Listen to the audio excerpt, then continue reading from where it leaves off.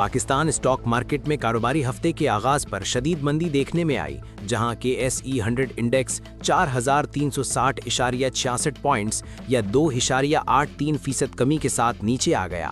اس طرح سرمایہ کاروں کے کمزور اعتماد اور بڑھتی ہوئی عالمی کشیدگی کے باعث مارکیٹ پر فروخت کا دباؤ بڑھ گیا۔ ماہرین کے مطابق یہ مسلسل 7واں ہفتہ ہے جب مارکیٹ مندی کا شکار رہی ہے۔ سرمایہ کاروں کے اعتماد میں کمی، مثبت معاشی پیش رفت کا فقدان اور عالمی مالیاتی ادارے کے ساتھ پاکستان کے $7 ارب کے ایکسٹینڈ فنڈ فیسلٹی پروگرام کے تحت اسٹاف لیول معاہدے میں تاخیر اس گراوٹ کی بڑی وجوہات قرار دی جا رہی ہیں۔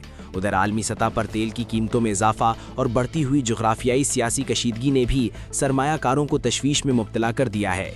ماہرین کا کہنا ہے کہ صورتحال سے تیل درآمد کرنے والے ممالک بشمول پاکستان میں مہنگائی اور توانائی کی فراہمی کے حوالے سے خدشات بڑھ سکتے ہیں۔